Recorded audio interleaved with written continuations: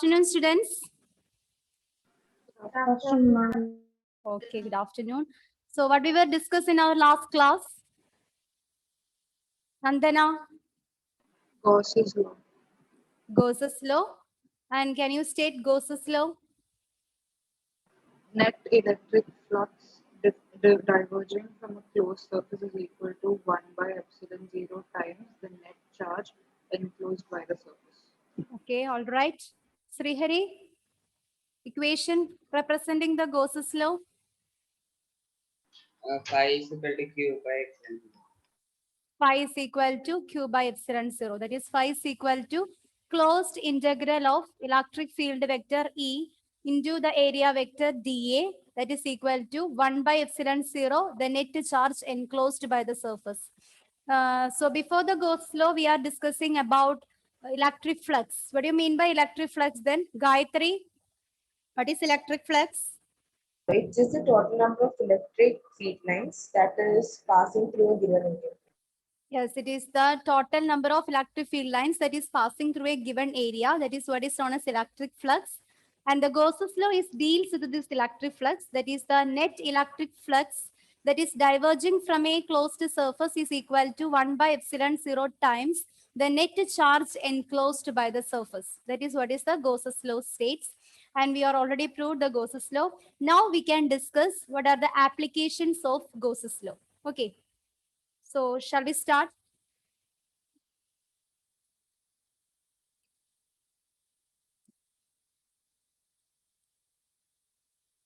Okay. The applications of Gauss's law. The first application of the Gauss's law is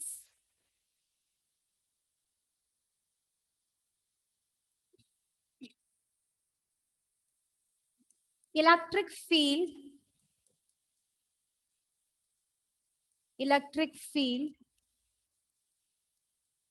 due to electric field due to uniformly charged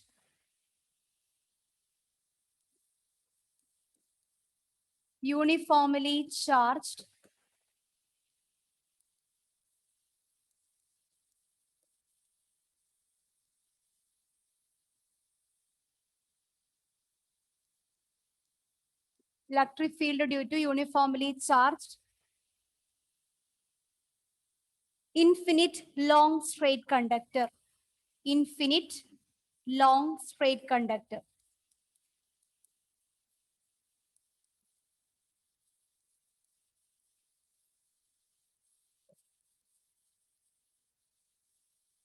Straight conductor.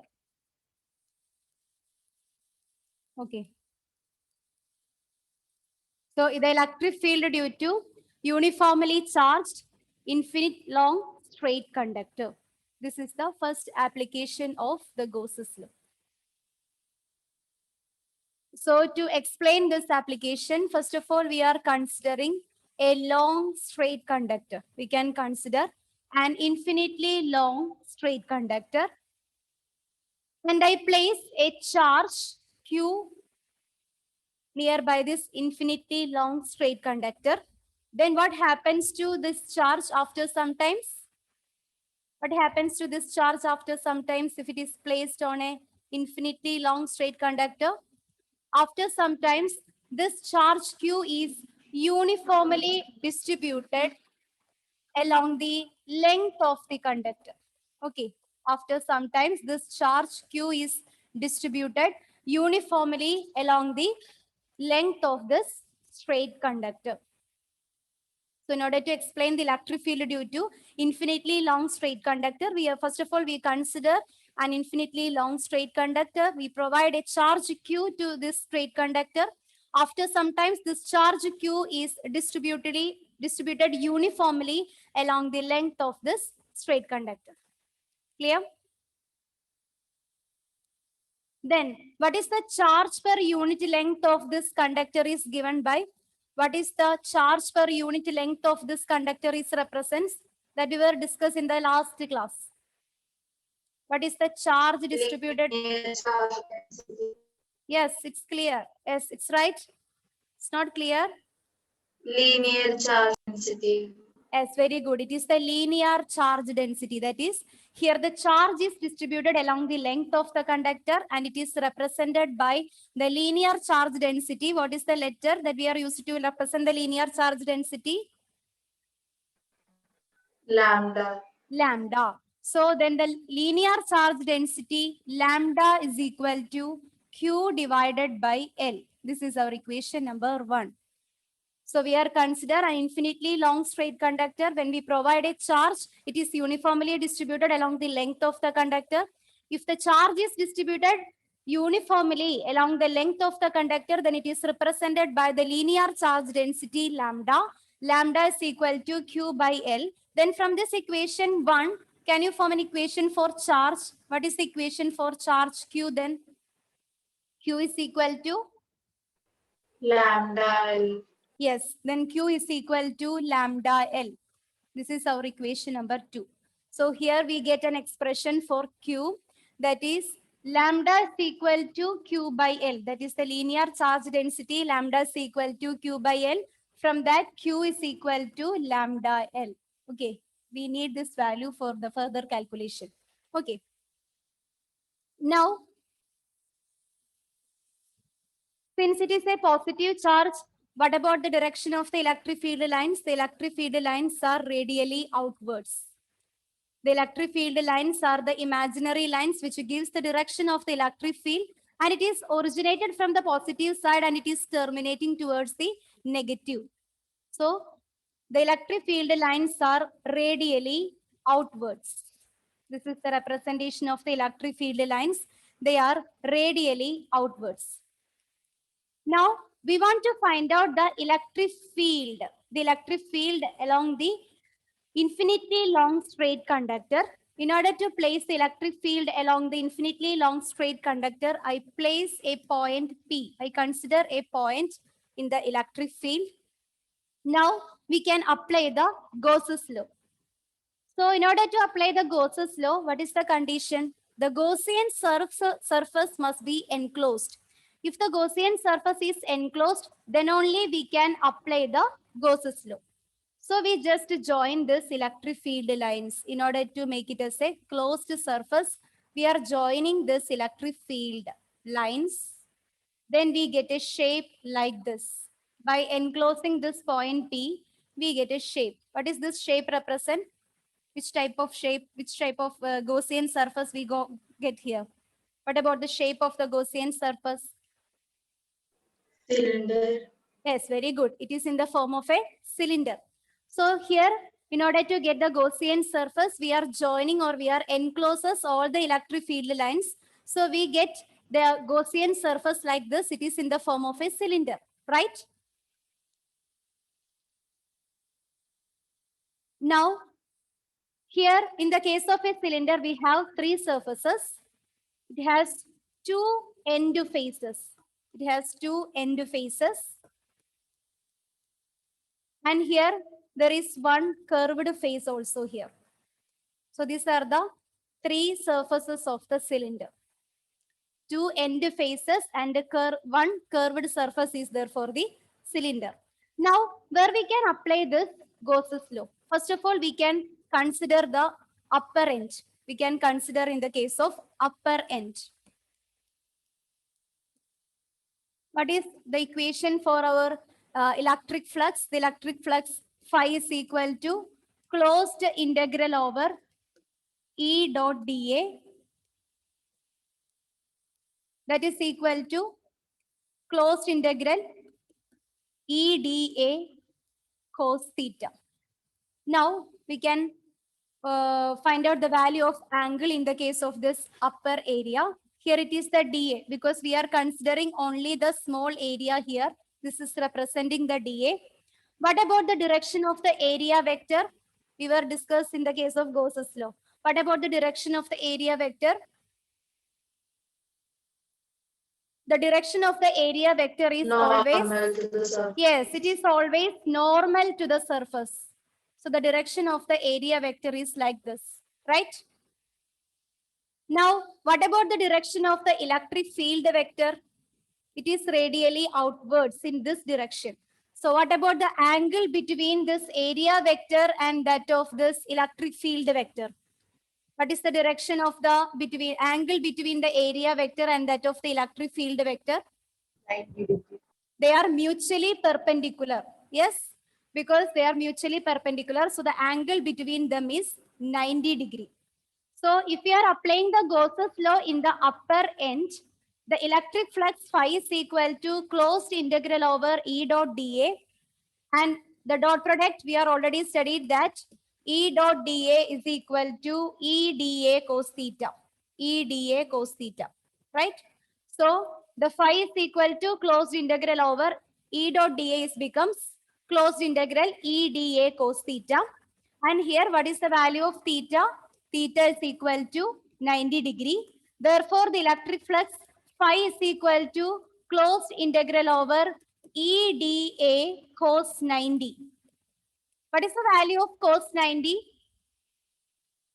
What is cos 90?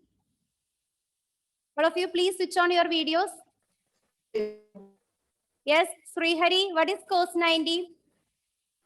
0.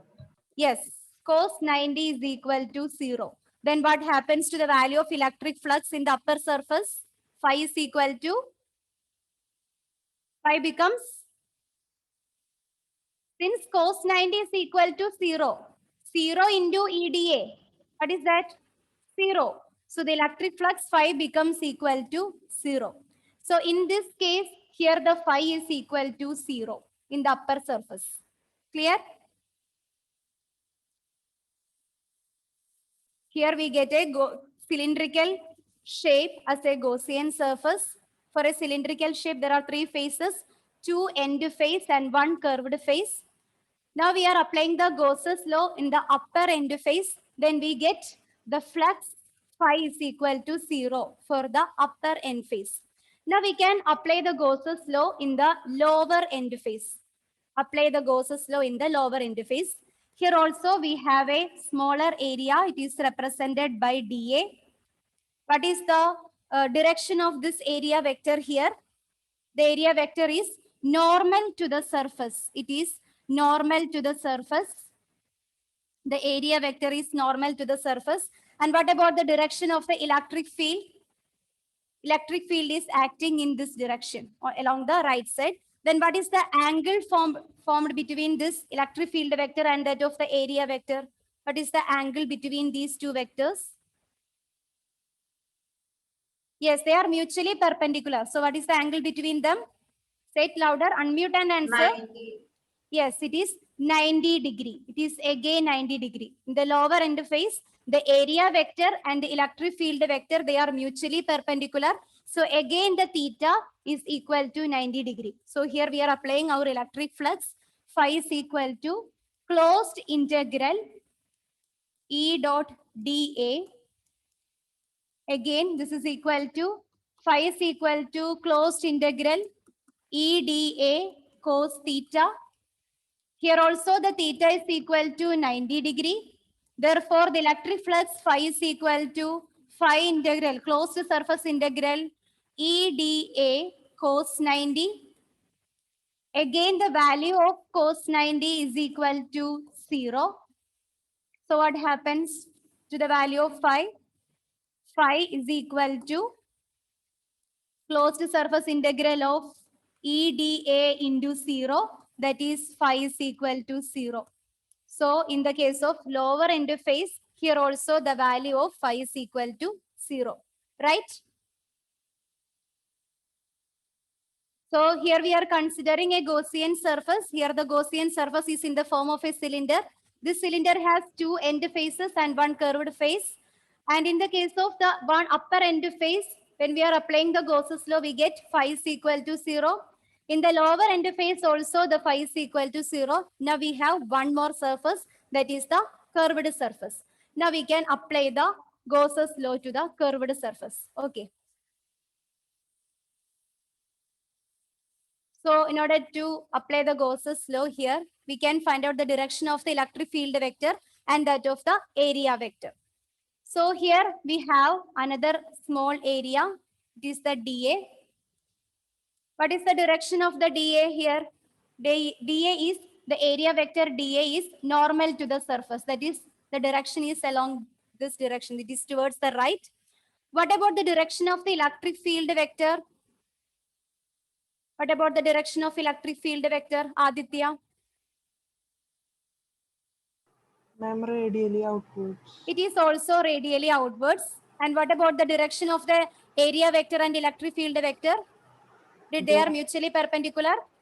No. Then how it is aligned here? What about the direction of area vector and electric field vector? And They they are are in like the- straight line. Yes, they are in straight line. They are in the same direction, Same right? direction. They are in the same direction. That is the direction of the area vector and that of the electric field vector is in the same direction. Then what is the angle between them, Steffi? What is the angle between this area vector and electric field vector? 90 degree. Here they are in the same direction. They are not mutually perpendicular to each other. Then it is 90 degree. Zero. Yes, Zero. since the area vector Zero. and that of the electric, yes, good, Steffi. Here the area vector and that of the electric field vector are along the same direction. So the angle between them is equal to 0. That is here in this case, the theta is equal to 0 degree. So now we can apply the Gauss's law here. What about the Gauss's law? The phi is equal to closed integral E dot dA, that is equal to closed integral EDA cos 0. What is cos 0? What is the value of cos 0 then? 1. Cos 0 is equal to 1. So we get phi is equal to closed integral of EDA, right? Is it clear? Now we are applying the Gauss's law here. Here we are only writing the electric flux. Now we can apply the Gauss's law here. So in the case of a curved surface, we get the electric flux phi is equal to closed integral E dot dA, EDA cos 90, sorry, cos 0, cos 0 equal to 1. So we get electric flux phi is equal to surface integral of EDA, surface integral of EDA. So to this value, we can apply the Gauss's law. It becomes closed integral of EDA equal to, what is our Gauss's law state? It is equal to 1 by epsilon 0 times the charge enclosed by the surface. That is the closed integral EDA is equal to Q by epsilon 0. Since the electric flux, since the value of the electric flux at the two end faces, at the upper end and the lower end, the value of the electric flux phi is equal to 0, we cannot apply the Gauss's law there. But in the case of a curved surface, what is the value of the electric flux? The value of the electric flux phi is equal to closed integral of EDA. So in that case, we can apply the Gauss's law. So it becomes closed integral over EDA is equal to Q by epsilon 0. Take the electric field outside, it becomes E into surface integral of dA is equal to Q by epsilon 0. E into surface integral of dA is equal to Q by epsilon 0. Now, that is equal to E into, what is the surface integral of dA? Surface integral of dA is equal to the integral of the derivative is equal to that quantity itself. That is, it is equal to A. And what is the area of the curved surface of a cylinder? How we can calculate the area of a curved surface of the cylinder? You are already studied in the mathematics. The area of a curved surface of a cylinder is given by 2 pi RL. The area of the curved surface of a cylinder is given by 2 pi RL. So here we can substitute this value here. That is E into 2 pi RL is equal to Q divided by epsilon 0. E into 2 pi RL is equal to Q by epsilon 0. Here we are going to find out this electric field intensity, right? So E into 2 pi RL is equal to Q by epsilon 0. What is the value of charge here? It is a infinitely long straight conductor. What is the value of Q here? We are already find it the beginning. What is the value of Q? Lambda L. Yes, Q is equal to lambda L. Substitute the value of the charge here. It becomes E into 2 pi RL is equal to lambda L divided by epsilon 0. Lambda L divided by epsilon 0. Okay. Then what is the value of the electric field? What is the value of the electric field?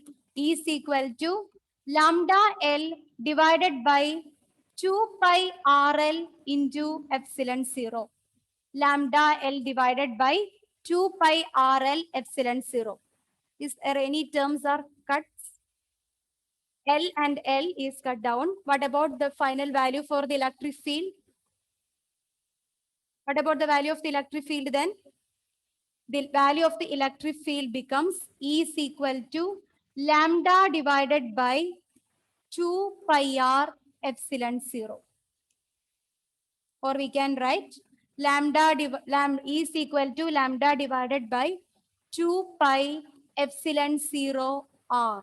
2 pi epsilon 0 R. Since the electric field is a vector quantity, we must represent it with the help of a vector notation.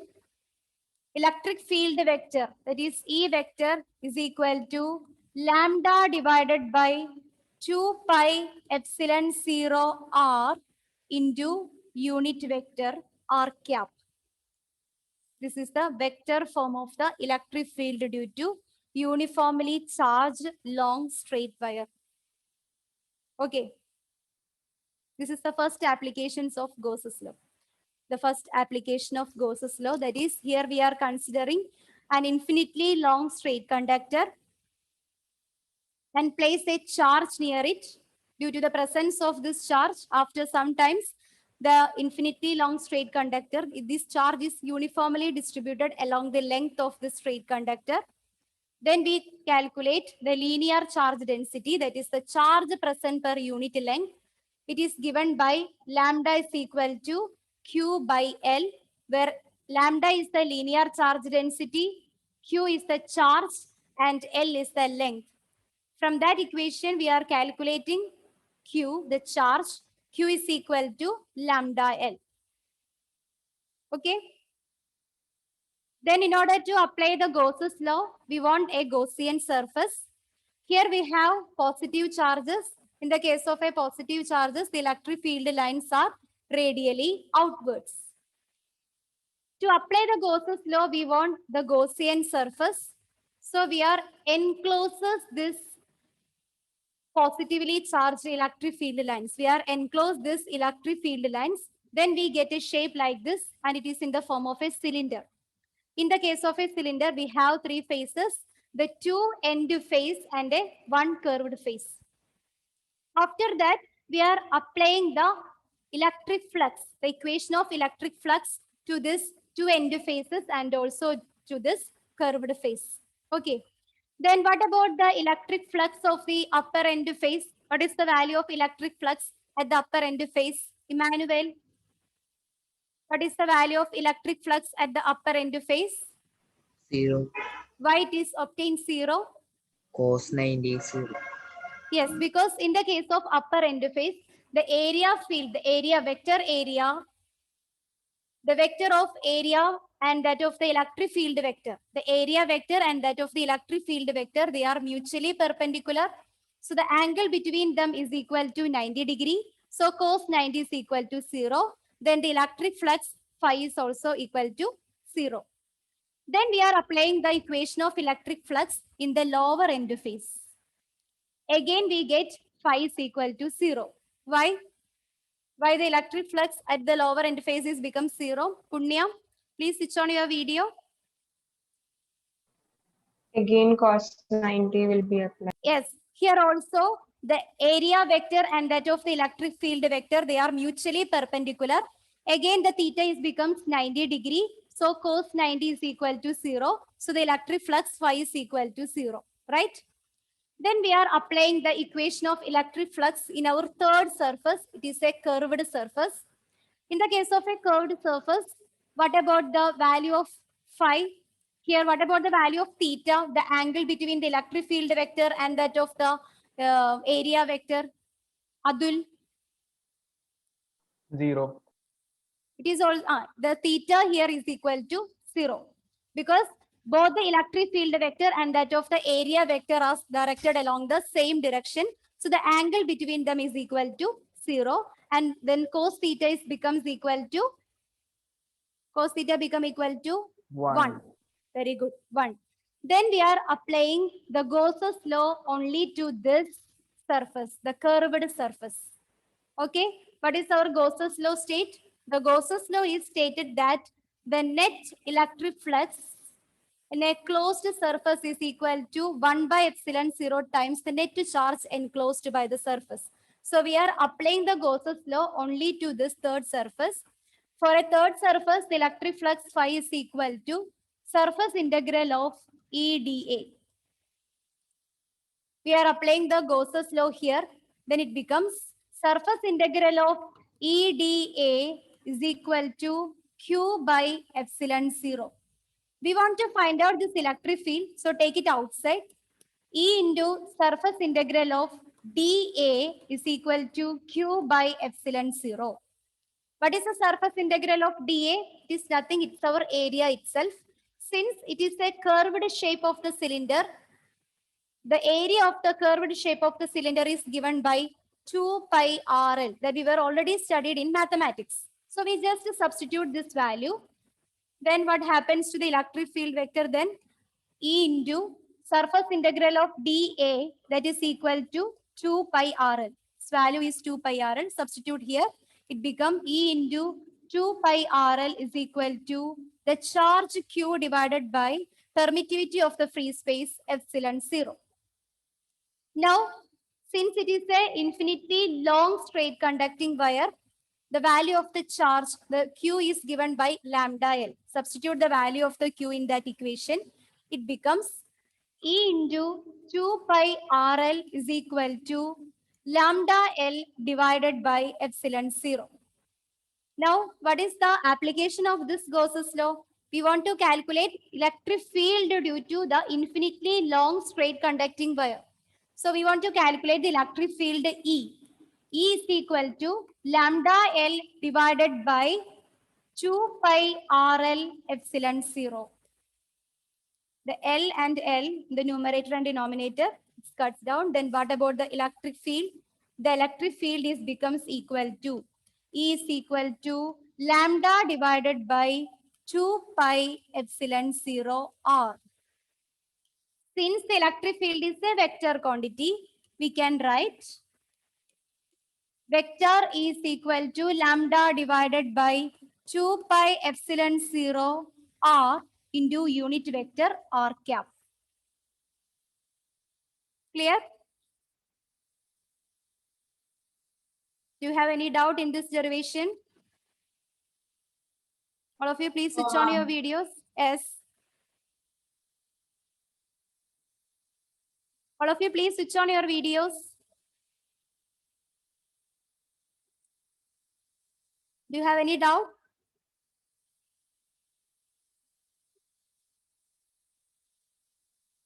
Yes, Rijas.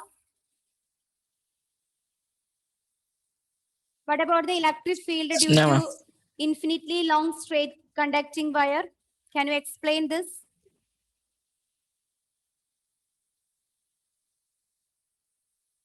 Yes. In order to explain this infinitely long straight conductor, which material that we have taken here? We are considering an infinitely long straight conducting wire and place a charge Q there. Clear?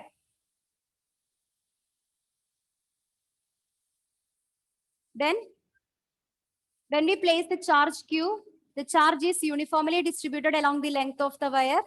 Then we are calculating the linear charge density. Lambda is equal to Q by L, or Q is equal to lambda L. Then find the Gaussian surface. It is in the form of a cylinder. It has two end faces and one curved face. At the upper and lower end, the theta is becomes 90 degree. So cos 90 equal to 0. The value of the electric flux is equal to 0. So we cannot apply the Gauss's law there. Then we are consider the